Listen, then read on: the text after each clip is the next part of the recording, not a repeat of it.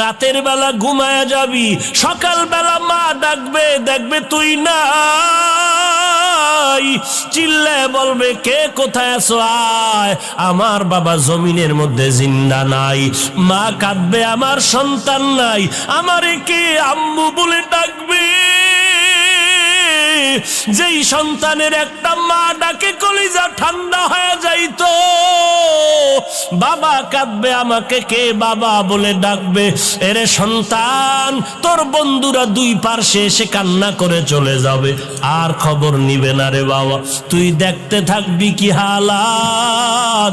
কেউ যাইতেছে ওই বাঁশবাগানে তোর কবর খনন করতে, কেউ যাইতেছে তোমার জন্য ঘরের কিনারায় গরম পানি করবে গোসল দেওয়ার জন্য।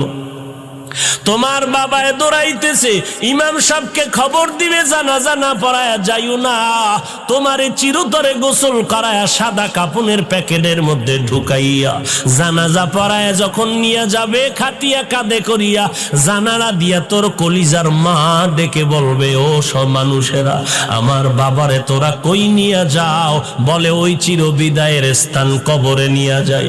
বলে শেষবারের মতো আমার বাবার চেহারাটা একটু দেখাইয়া নাও, আমার বাবার চেহারাটা একটা নজর দেখি।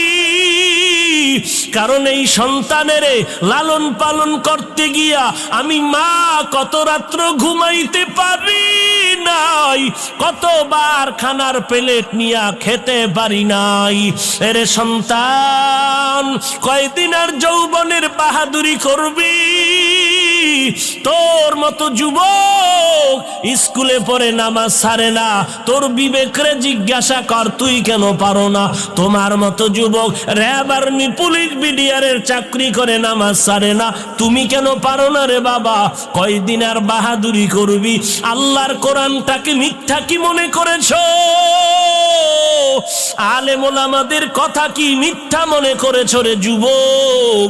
একটা কথা মিথ্যা নাই। আজকে তুই বিশ্বাস করো না, এজন্য আমার আল্লাহ মাঝে মাঝে কত কবরে আগুন দেখায় দেয়, মাঝে মাঝে কত কবরে আগুনের ধোঁয়া দেখায় দেয়, আবার কত কবরে সাপ বিচ্ছু দেখা যায়, আবার কত কবরের লাশ 20 বছর পরে কাফন সহ তাজা পাওয়া যায় রে যুবক।